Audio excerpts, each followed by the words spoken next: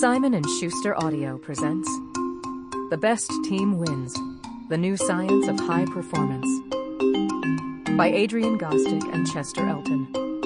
Read by the authors.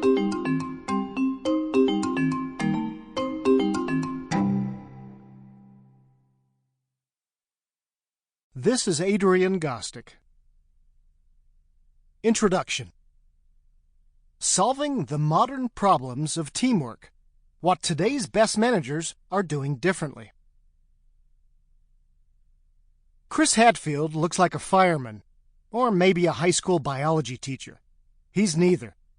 The trim mustachioed Canadian is an astronaut, and a member of a select group of only 200 people who have walked in space. Forbes has called him the most famous astronaut since Neil Armstrong. During his 5-month stint as commander on the International Space Station, he was certainly the most social media savvy. Hadfield gave up the first few hours of shut-eye each night so he could float around sending messages via Facebook and Twitter about stuff that most astronauts take for granted, but the rest of us find fascinating, like how to make a sandwich in microgravity, how to get your hair cut, or how to wring out a washcloth.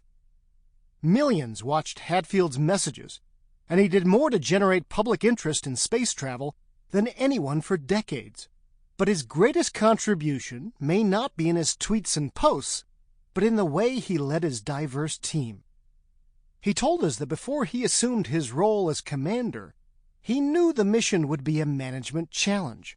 His team was comprised of smart, driven Americans and Russians, the oldest and youngest, 2.5 decades apart in age.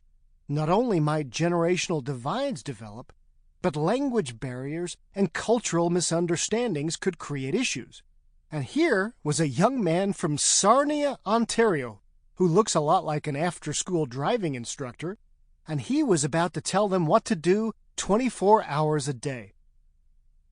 So, before they even thought about strapping themselves into their rocket, Hadfield got to know his people.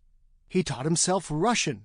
He moved to the United States for a time, and then to Russia, where he didn't live in a hotel, but in state housing. Then he brought his team together to learn how they could respect each other and work best together. The 6 met each other's families, heard everyone's backstories, ate Big Macs and downed a little vodka. Hadfield even had them role-play how they would support each other if one of them lost a loved one while in space, which remarkably did happen to one of the astronauts during their... Sample complete. Ready to continue?